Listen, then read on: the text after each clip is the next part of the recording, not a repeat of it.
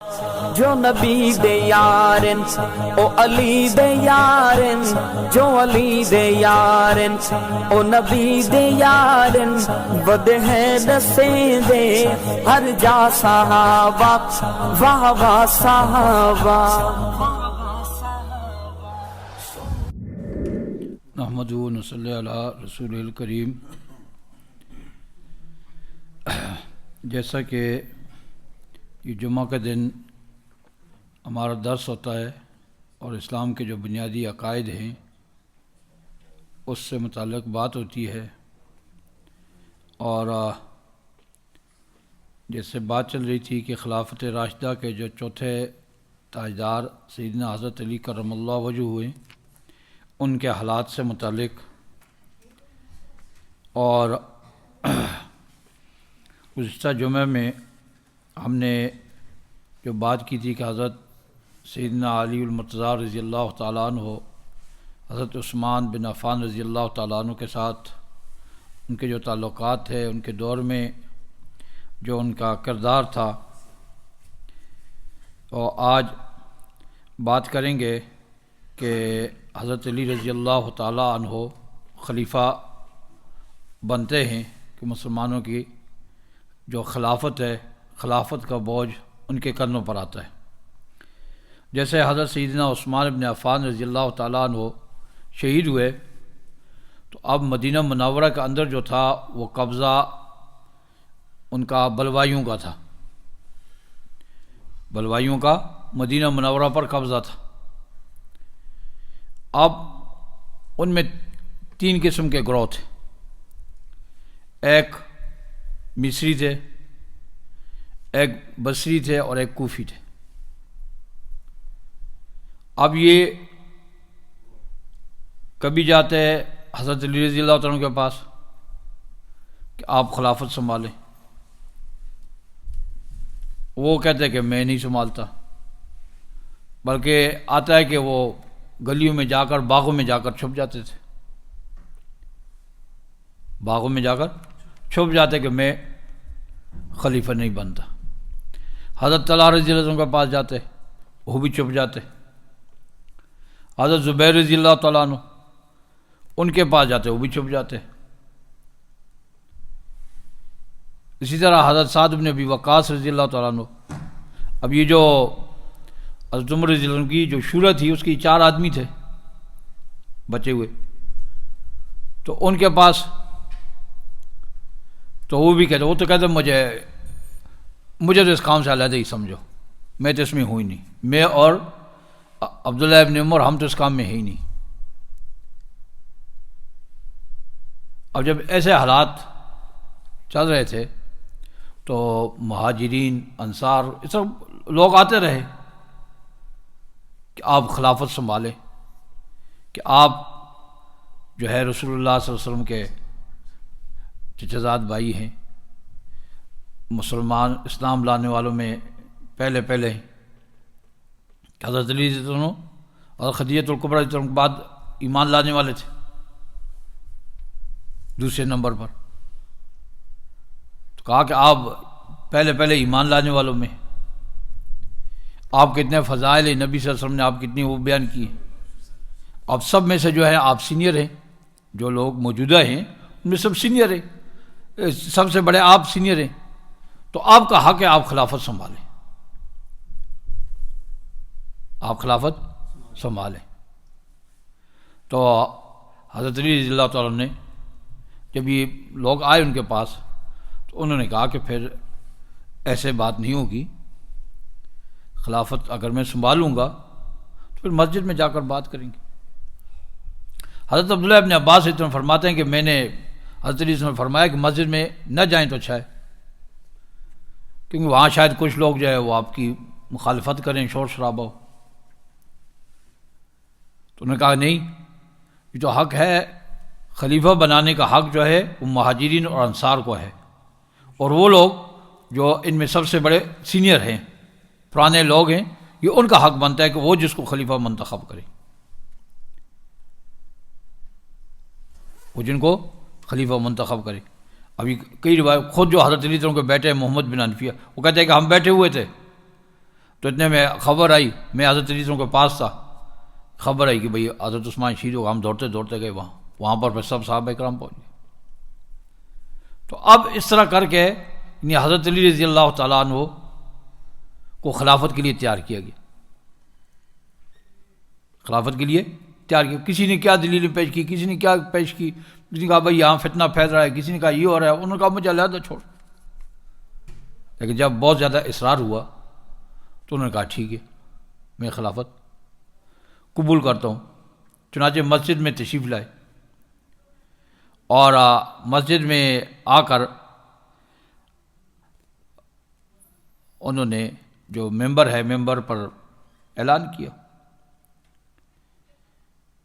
اور خلافت کے لیے جو لوگ تھے وہ حاضر ہوئے اور سب نے وہاں پر بیعت کی، مہاجرین نے بھی انصار نے بھی، مہاجرین نے بھی انصار نے بھی۔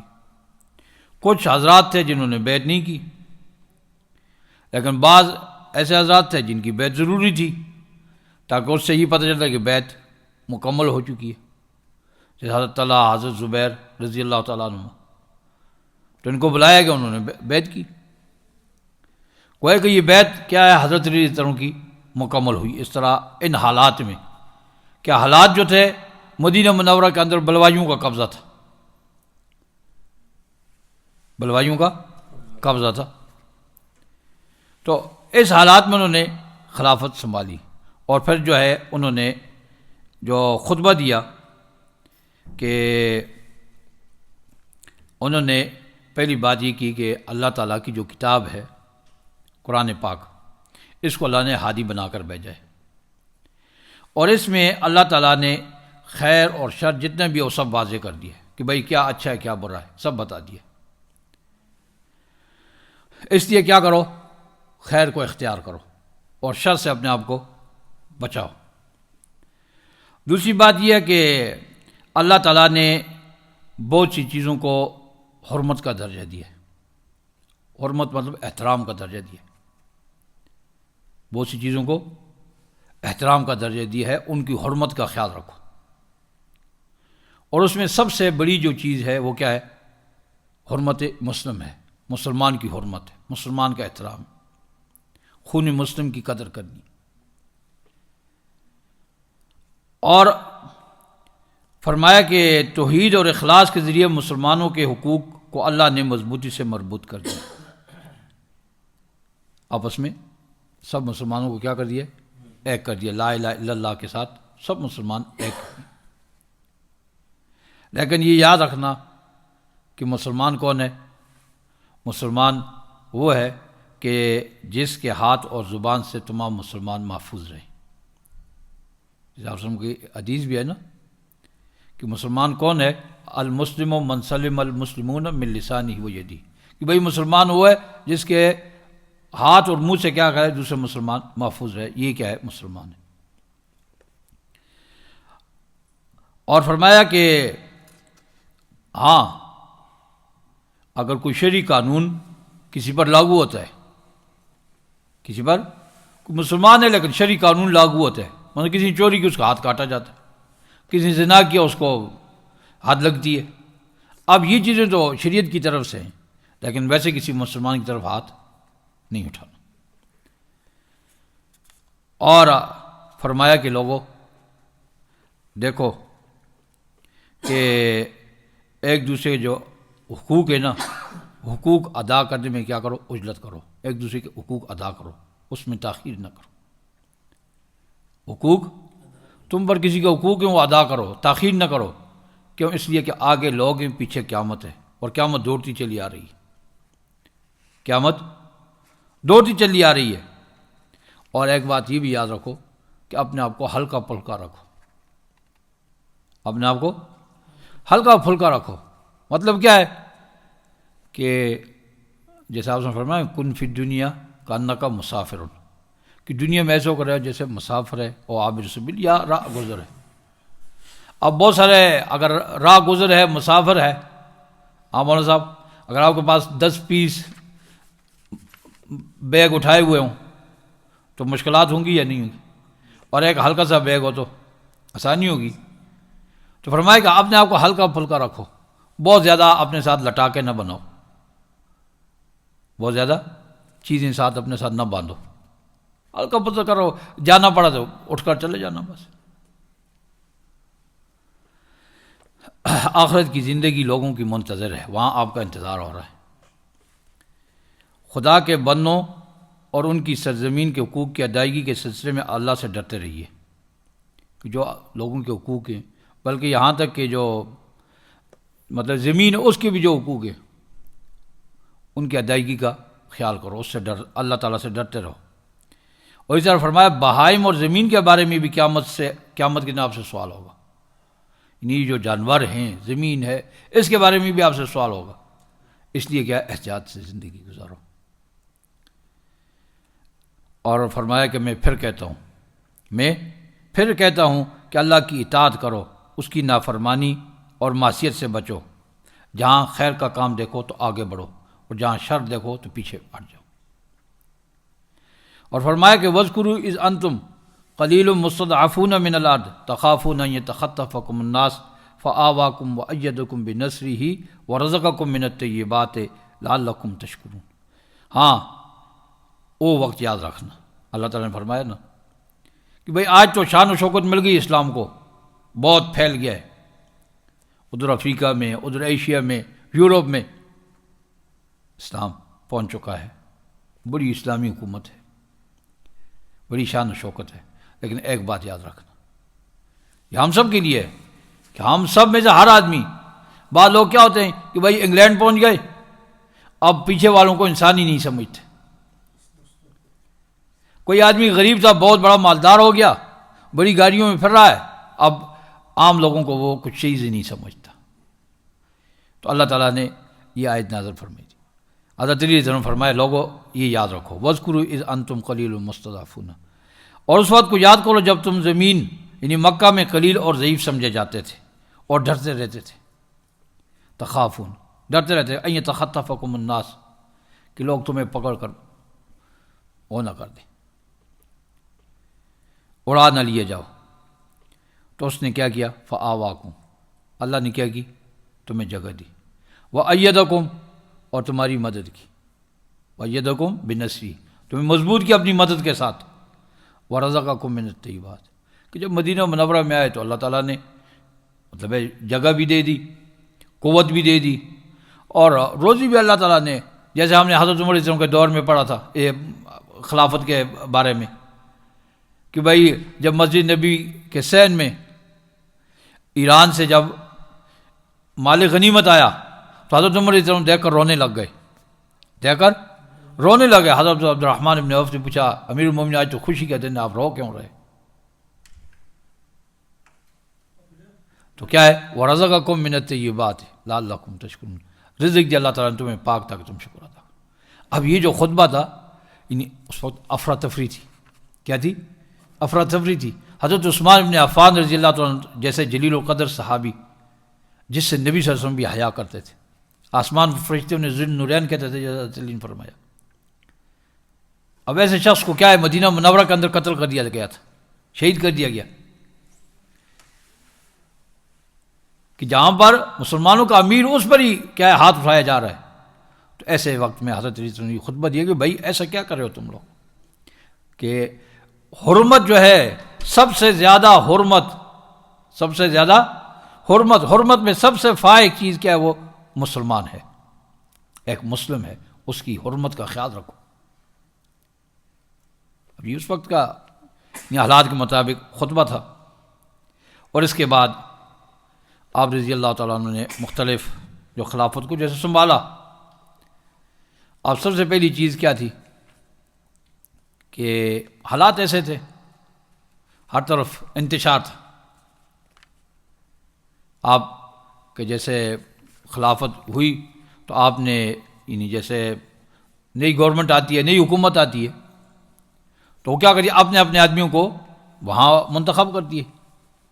حضرت علی رضی اللہ عنہ نے بھی کہا کہ میں ہر جگہ میں جو ہے اپنی ایسے جو لوگ ہوں جو میرے ساتھ کھڑے ہونے والے ہوں، تو ایسے لوگوں کو کیا میں وہاں مطلب گورنر لگاؤں، والی بناؤں، حاکم بناؤں۔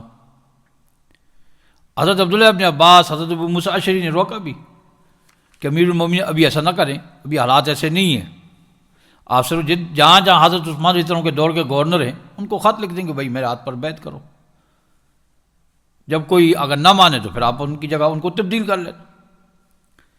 لیکن حضرت علی رضی اللہ عنہ کے اس میں یہ تھا کہ بھائی نہیں، میں پہلے اپنے گورنر لگاؤں تاکہ میں خلافت مضبوط ہو جائے۔ اب جیسے یہ حالات بنے، اب اس میں ایک چیز ہے جو آگے جانے سے پہلے ہم نے اپنے ذہن میں رکھنی ہے کہ حضرت علی رضی اللہ عنہ کے دور میں، جیسے حضرت عمر رضی اللہ عنہ کے دور میں، حضرت ابوبکر صدیق رضی اللہ عنہ کے دور میں، حضرت عثمان رضی اللہ عنہ کے دور میں اسلامی جو خلافت تھی پھیلتی جا رہی تھی، علاقے فتح ہوتے جا رہے تھے۔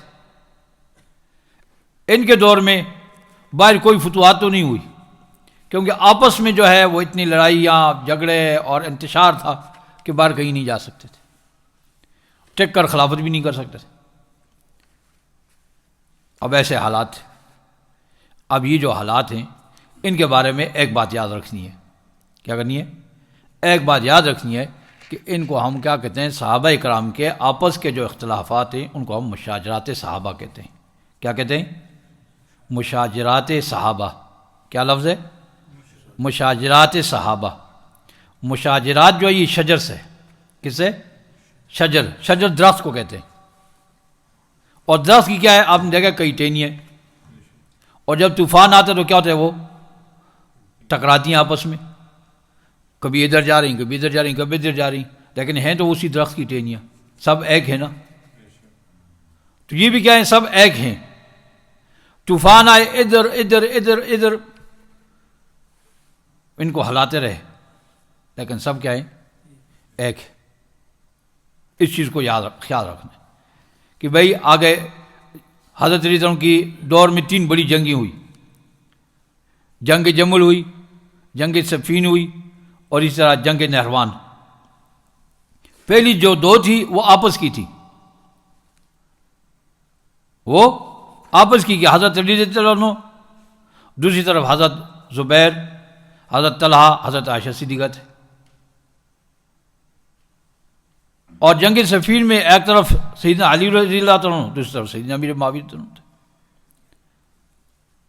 اور تیسری جو جنگ تھی جنگ نہروان، وہ خارجیوں کے ساتھ تھی، وہ خارجیوں کے ساتھ تھی۔ اب یہ 3 جنگیں، تو اب آپس کی جو ان کی جنگیں ہیں، پہلی جو 2 ہیں ان کو ہم کیا کہتے ہیں؟ مشاجرات صحابہ، کہ ان میں سے کوئی بھی نہیں چاہتا تھا کہ یہ جنگیں ہوں، کوئی بھی نہیں چاہتا تھا کہ یہ جنگیں ہوں۔ اس لیے ہمارے دل میں کیا ہے؟ جتنے بھی صحابہ اکرام ہیں کہ ہم جمعے کے دن سنتے ہیں کہ اللہ فی اصحابی۔ کیا فرمایا آپ صلی اللہ علیہ وسلم نے؟ اللہ فی اصحابی، کہ میرے صحابہ کے بارے میں اللہ سے ڈرو۔ اور کیا فرمایا؟ فمن احبهم فبحبی احبهم، جو ان سے محبت کرے گا میری وجہ سے محبت ہے نا۔ بھائی ہم صحابہ اکرام سے محبت کر رہے ہیں، کیوں کر رہے ہیں؟ آپ صلی اللہ علیہ وسلم کی وجہ سے کر رہے ہیں نا۔ آپ صلی اللہ علیہ وسلم کی، بھائی مکہ کے اندر اور بھی لوگ ہیں جو آپ صلی اللہ علیہ وسلم کے صحابی نہیں بنے، ہم ان سے محبت نہیں کرتے۔ جو آپ کے صحابی ہیں ان سے آپ صلی اللہ علیہ وسلم کی وجہ سے محبت کرتے۔ تو آپ نے فرمایا کہ میرے صحابہ سے محبت میری وجہ سے۔ اور دوسرا جملہ فرمایا وَمَنْ أَبْغَضَهُمْ فَبِبُغْضِي أَبْغَضَهُمْ، اور جو ان سے بغض رکھے گا اس کا مطلب ہے وہ مجھ سے بغض رکھ رہا ہے، میرے بغض کی وجہ سے وہ ان سے بغض نکال رہا ہے۔ تو کیا کہ بھائی حضرت محمد بن ابی بکر کون تھے؟ حضرت بکر صدیق رضی اللہ عنہ کے بیٹے تھے، حضرت بکر صدیق کے بیٹے تھے۔ حضرت اسماء بنت امیس سے، حضرت اسماء بنت امیس کون تھی؟ حضرت جعفر طیار کی بیوہ تھی، وہ شہید ہو گئے، ان کی شادی کس سے ہوئی؟ حضرت بکر صدیق سے ہوئی، ان سے محمد بن ابی بکر پیدا ہوئے، صحابی رسول تھے، صحابی رسول تھے۔ اب جو حضرت عثمان رضی اللہ عنہ کے دور میں آخر میں جو مدینہ پر یلغار ہوئی، تو اس میں 2 قسم کے لوگ تھے، 2 قسم کے لوگ تھے، ایک سبائی تھے اور ایک بلوائی تھے، ایک بلوائی تھے اور ایک سبائی تھے۔ بلوائی جن کو حضرت عثمان رضی اللہ عنہ کے کچھ گورنروں کی وجہ سے اختلاف تھا، گورنروں کی وجہ سے اختلاف تھا، اس وجہ سے وہ ان کا مطالبہ کر رہے تھے کہ ان کو ہٹاؤ، ان کی جگہ اس کو لگاؤ۔ مثلا مصری آئے، انہوں نے کہا محمد بن ابی بکر کو گورنر بناؤ مصر کا۔ اب ایک تو یہ لوگ تھے، اور دوسرے جو سبائی تھے، عبداللہ ابن سبا کے لوگ، جو شیعوں کا بانی ہے، اس کے جو لوگ تھے، وہ کیا کر رہے تھے؟ وہ اصل فتنہ پھیلا رہے تھے، وہ تھے فتنہ باز، وہ مسلمانوں کو توڑنا چاہتے تھے۔ اور ان کے پیچھے کون تھے؟ جیسے ہم نے بتایا تھا کہ حضرت عمر کے دور میں یہودی، عیسائی، یہ ان تینوں نے آپس عبداللہ ابن سبا کے ساتھ تینوں نے میٹنگ کی تھی، اور اس میں یہ پلان بنایا تھا کہ ہم مسلمانوں کو شکست نہیں دے سکتے جب تک ان کو توڑیں گے نہیں، ان کو ہم جب توڑیں گے تو پھر ہم ان کو کیا شکست دے سکتے۔ تو سبائی جو تھے، عبداللہ ابن سبا کی پارٹی، وہ تو مسلمانوں کو توڑنے کے چکر میں تھی۔ کس میں؟ توڑنے کے چکر۔ اور بلوائی جو تھے، اس میں کچھ لوگ مثلا جیسے وہ کیا کہتے ہیں، تبدیلی کرنا چاہتے تھے، یا گورنروں کی تبدیلی چاہتے تھے حضرت عثمان سے۔ اب اس کی وجہ سے درمیان میں جو حالات پیدا ہو گئے کہ بھائی ایک آدمی نے خط لکھ دیا، حضرت محمد بن ابی بکر کہا کہ اس کو قتل کر دو، تو اس کی وجہ سے پھر حالات اور بگڑ گئے۔ لیکن کیا تھے وہ؟ صحابی رسول تھے۔ جب انہوں نے حضرت عثمان رضی اللہ عنہ کی داڑھی پکڑی، حضرت عثمان نے کیا کہا کہ بھائی تیرا باپ دیکھتا تو وہ اس طرح تمہیں کبھی نہ چھوڑتا۔ تو وہ کانپنے لگ گئے اور چھوڑ کر چلے گئے، اور انہوں نے کچھ بھی نہیں کیا، واپس ہو گئے۔ ٹھیک ہے، پھر حضرت علی رضی اللہ عنہ اور حضرت زبیر، حضرت طلحہ، وہ دونوں نے بھی کیا ہے، میدان جنگ میں آگے آئے گا اس میں جنگ جمل میں، کہ دونوں جو انہوں نے جنگی چھوڑ دی تھی، دونوں۔ حضرت علی نے ان کے لیے دعا کی۔ جس آدمی نے حضرت زبیر رضی اللہ عنہ کا کہا کہ میں خوشخبری دے رہا ہوں آپ کو کہ میں نے تمہارے تمہارے دشمن کو قتل کر دیا، تو انہوں نے کیا کہا؟ میں تمہیں جہنم کی خوشخبری دیتا ہوں۔ کیا کرتا ہوں؟ جہنم کی۔ انہوں نے کہا اچھا، میں نے آپ قاتل کو مارا، آپ کے دشمن کو مارا، اور آپ کہہ رہے ہیں تم مجھے جہنم۔ حضرت نے فرمایا میں کیا کروں؟ جب نبی صلی اللہ علیہ وسلم نے تجھے جہنم کی خوشخبری دی ہے تو میں کیا کروں؟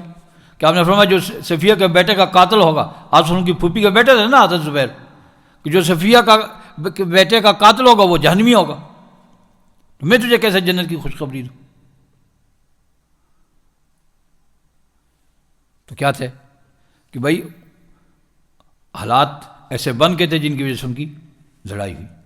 اور اسی طرح حضرت امیر معاویہ رضی اللہ عنہ، وہ بھی کیا ہے، یعنی طلحہ، زبیر، وہ کیا عشرہ مبشرہ میں سے ہیں، حضرت علی بھی عشرہ مبشرہ میں سے، جنت کی خوشخبری ہے سب کے پاس۔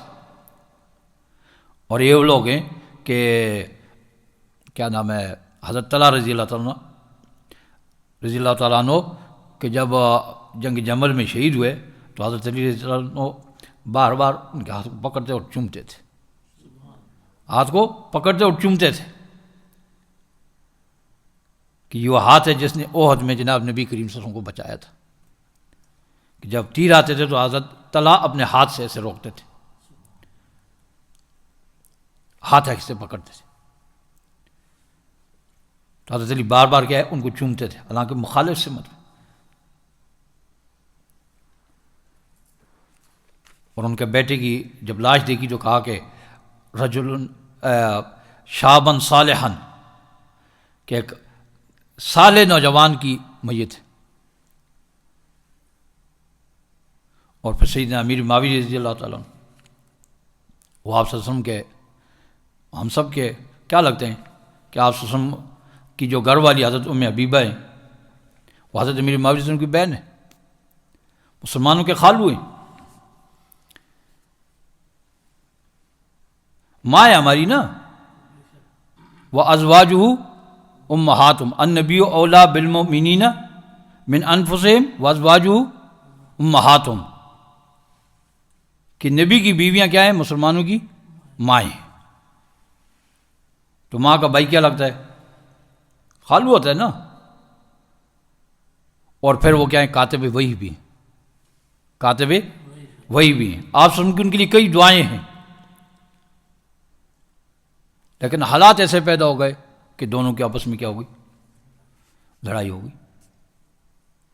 حضرت علی رضی اللہ عنہ بھی ان کی فضیلت کو، ان کے مقام کو مانتے ہیں، اور وہ بھی حضرت علی کی فضیلت اور مقام کو مانتے ہیں۔ بلکہ یہاں تک کہ حضرت امیر معاویہ رضی اللہ عنہ اس وقت بھی جب آپس میں دونوں مخالف تھے پھر بھی کیا مسائل پوچھتے تھے حضرت علی رضی اللہ عنہ سے. تو یہ کیا ہے کہ بھائی صحابہ اکرام کے آپس میں مشاجرات ہیں. اور یہ چیزیں ایسی ہیں جو آج ہمارے لیے کئی سارے جو مسائل اگر اس وقت یہ واقعات نہ ہوتے تو شاید آج کے دور میں ہمارے لیے کئی سارے مسائل ہوتے کہ بھئی کوئی حکومت ہے اس کے خلاف کوئی آتا تو ہم کہتے بس مار دو حلال ہے، کیوں یہ اس حکومت کے خلاف آئے؟ لیکن وہ آئے تھے، حضرت عثمان نے کچھ نہیں کہا، یہ نہیں کہا کہ کسی کو مار دو. مسلمان تھے نا، بلوائی مسلمان تھے. محمد بن ابی بکر صحابی رسول تھے نا، اور محمد بن ابی حذیفہ وہ بھی صحابی رسول تھے. اگر ایسے واقعات رونما نہ ہوتے تو آج جو لوگ حکومتوں کے خلاف آتے تو حکومتیں کیا کہتی کہ بھائی مار دو گولی، یہ تو حرام ہے. حضرت عثمان نے تو کچھ نہیں کہا نا، ایک ہمارے لیے راستہ پیدا ہو گیا. پھر حضرت سیدنا امیر معاویہ رضی اللہ عنہ بیعت نہیں کی حضرت علی رضی اللہ عنہ کی. اب شام وہ علیحدہ، یہ علیحدہ. مثلا اس طرح بھی حکومتیں رہ سکتی ہیں، ملک رہ سکتے ہیں، اسلامی ملک اس طرح بھی رہ سکتے کہ آج بھائی پاکستان ہے، بنگلہ دیش ہے، افغانستان ہے، سعودی عرب ہے، جدا جدا ملک ہیں، ہر ایک اپنا اپنا علیحدہ وہ ہے سسٹم ہے. تو یہ چیزیں ہمیں وہیں سے ملتی ہیں کہ بھائی شام میں حضرت امیر معاویہ رضی اللہ عنہ تھے، ادھر حضرت علی. حالانکہ حضرت امیر معاویہ رضی اللہ عنہ نے خلافت کا اعلان نہیں کیا تھا، خلافت حضرت علی رضی اللہ عنہ کی تھی. تو یہ کیا ہے؟ مشاجرات صحابہ ہیں کہ بھائی صحابہ اکرام کا جو آپس میں اختلاف ہے وہ کیا ہے؟ ایک درخت ہیں اس کے ساتھ سب لگے ہوئے. تو اس میں ہمیں جو ہے اپنی زبان کو کیا ہے، جیسے آپ نے فرمایا کہ اللہ فی اصحابی، اپنے زبانوں کو کیا کرنا؟ قابو رکھنا، کچھ نہیں کہنا میرے صحابہ کے بارے میں.